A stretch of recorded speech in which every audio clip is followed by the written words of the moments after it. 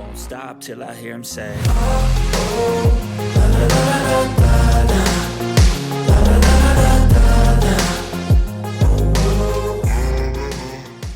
Warning: the information that we convey in these videos and the content on this page simply provides general consumer information.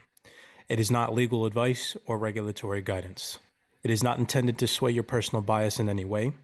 We are simply just relaying information already available to the general public. We highly suggest you do your own research and draft your own opinion on the topics disclosed in this video breakdown. Without further ado, sit back, relax, enjoy this video breakdown, and if you're not already subscribed to the YouTube channel, consider doing so now. You really have to be a master of your time, which is why I'm really excited to drop my book to you guys, because I literally talk about how it was that I became this way, how it was that I freed myself from the system, a step-by-step process from my perspective of how I did it. And it's not hard.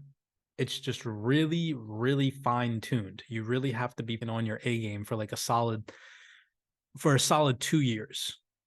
Like a solid 2 years of not talking to anybody negative or that brings you down. Any problem that you have, stepping over that, like quick, fast, like that's the first thing on your list. You got a problem, solve it, boom. Next thing, like saving hella money, not going out, not spending money on clothes, Netflix. It's just takes a lot of discipline. You know what's crazy? Emiliano met me over 2 years ago. Emiliano met me when I really started becoming a full, like actually feeling comfortable pulling money from the market and living like this full time, you know? And before that, Emiliano saw me in the community that we were in together before, and I was always grinding, always trading, losing, learning, just day in, day out. I used to spend 5 days at the market and the computers, 8 hours on the charts. That's all I did. Nothing else. And quit my job. I had $10,000 in my bank account. And I was like, this is it. This is it. I'm not doing nothing else. But you really have to believe that that's what's going to happen, and it will. But you can't give up along the way, because it's going to suck. Really suck, especially when you have kids. Because I felt like I was going to fail a lot. And when you don't have money, when you have kids, it's like 10 times scarier. When you ain't got money and you're single, you're like, oh, all right, I just don't have to feed myself. But when you ain't got money and you got kids, you're like, my kids aren't going to eat. That's crazy. And I felt like that before. It's all just a mindset. What are our overall thoughts in 2023? Because I can only imagine this like black swan train wreck we're about to. Oh my God, dude, I don't Destiny. Oh my gosh. Like, if I'm going to be completely honest with you, like, I think we're all like, I don't know. There's two opinions that I have about it. One is really bad, and one is really optimistic and positive, because I believe in manipulation. And so, okay, let me explain to you what I'm talking about. So I'll go over the bad scenario first. Bad scenario is we're in this bear market for another year till the end of 2023, until the Bitcoin halving. Okay. So worst case scenario, in my opinion, bear market lasts until 2023, which in a positive way, you can look at it for a long-term investment that gives you more time to accumulate your favorite utility, altcoins a little bit longer. Really allows you to do more research and become more fine-tuned with what it is that you're involving yourself with. You can look at it in so many positive ways. Now, on the bullish side of things, I just see there's so much false FUD in the market when it's clear as day that these elites are not stopping the adoption of cryptocurrency. Like, I'm literally reading articles that are like, just talking crazy. People are really like trying to say that crypto is going to zero. And I'm like, did you not just read BIS, the Bank of International Settlements that controls every single central bank, do an Enbridge test with the CBDC and announce that by 2027, that over 8% of the global GDP is going to be tokenized? Did you miss that? Like, people like Jim Cramer, for example, who just told everybody on national television to sell their cryptocurrency. He's literally steering people in the wrong direction on purpose. Why? That's what I don't understand. That's what I just don't understand. Because if you're really doing your research, okay, you would know that the biggest bank in the just said that. You would also know that people like the video that I made yesterday when I came on and I showed you guys how the BlackRock CEO said that, you know, every single bond is going to be tokenized by 2027. Every single bond is going to be digitized. And they're going to use a distributed ledger technology for that. Now, what distributed ledger technology they're going to use, nobody knows, but we can all come to the right conclusion. It's most likely going to be one of the ones that's really fast. Ripple, HBAR, all these crazy cryptocurrencies that we're doing research on that have the best potential. We don't know if it's going to be these ones, but we can come to an assumption based off of connections that we can make as retail traders. And that's exactly what's going on. It's just like how in the early internet days, you know, there were big players and there were people that shilled the internet. There were people that shilled the internet. There were people that said that the greatest thing out of the internet days is going to be a fax machine. And now look, the internet runs the world. How many years did that take, realistically speaking? I'm 28, okay? And I remember when AOL came out. I remember when the first Apple computer came out, and it wasn't until I was in like, I don't know, 9th grade. So that was 8 years later that for the first time, the cell phone that you could send and take pictures on came out. And then you could like video call people and that shit. And that all came in a progression over years. This misconception that there's just going to be some boom overnight is illogical. It will seem to us like it happened overnight because we're involved. But to everybody else, okay, it's going to take years for them to even comprehend what's going on.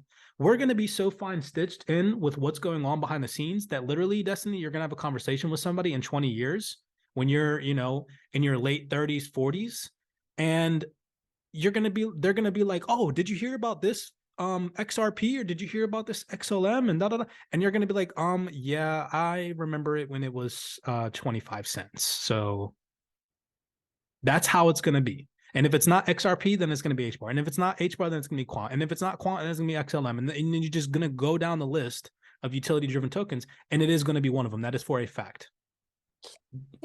You said it best. You said Jim Cramer's only where he is because he's probably a puppet for the elites. And I agree with that, because with the elites, I feel like it's all about gatekeeping. Just like the internet, they gatekeep all. They don't want regular people to succeed, which, yes, should be enough to piss anybody off.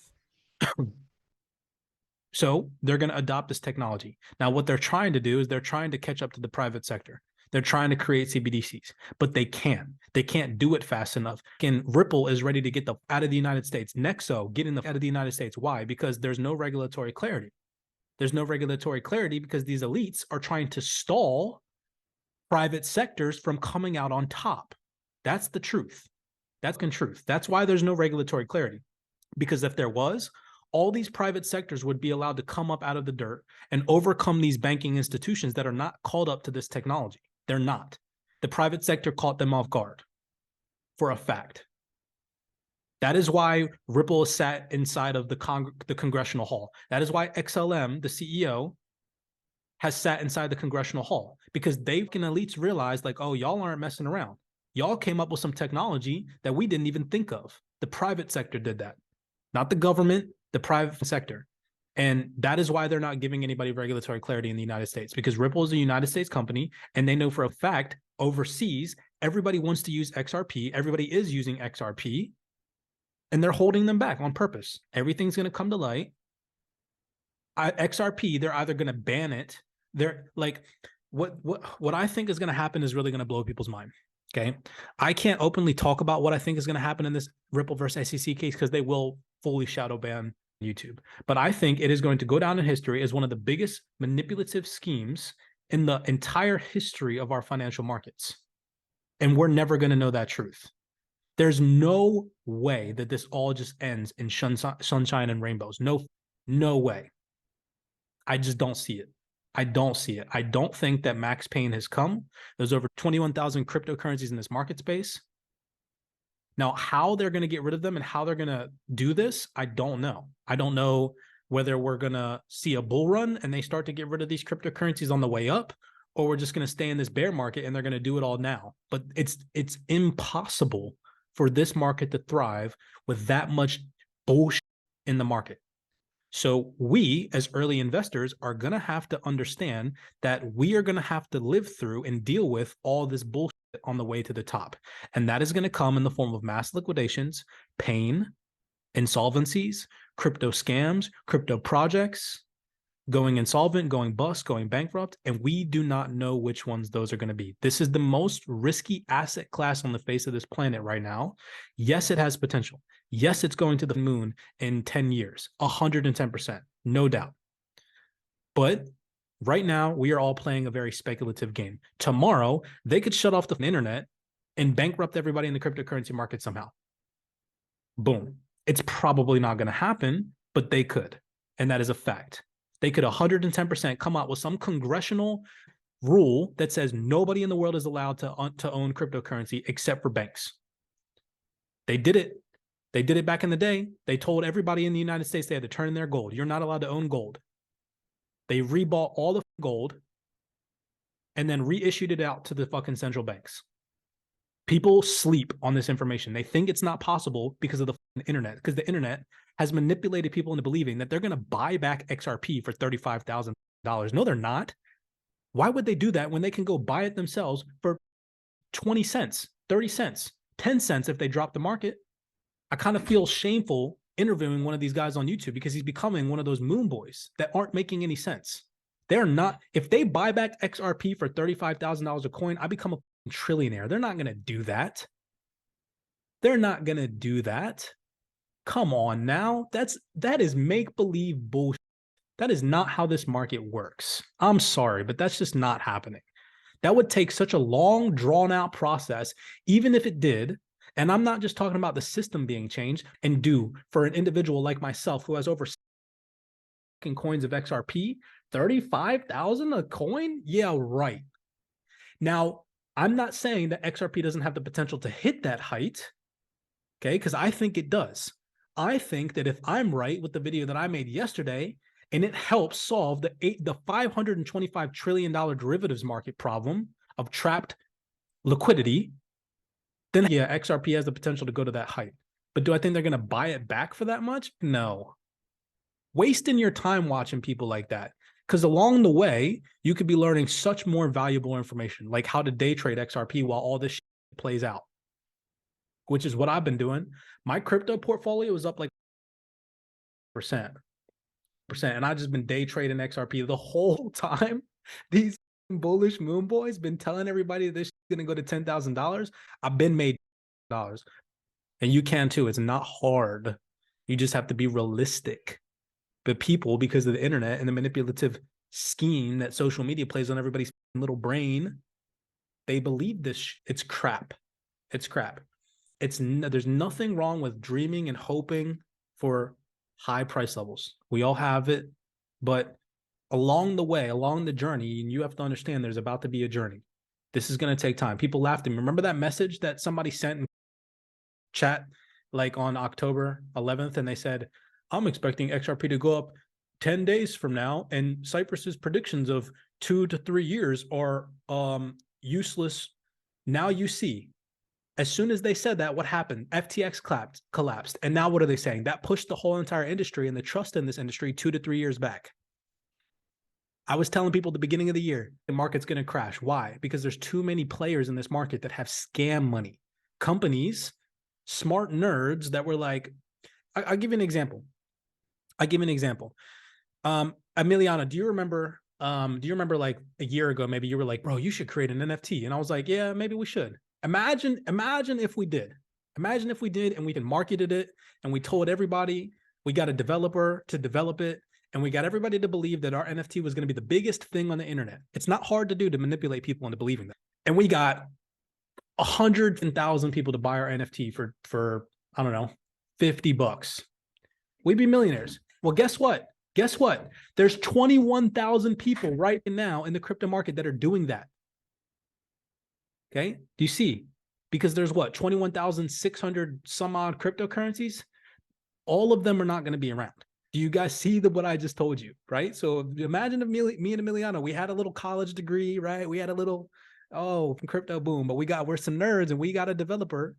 and the application builder and everybody that can do all this, designer, build us a little NFT. We got ourselves a little LLC. We got a little, got a little designs. Boom, sell it.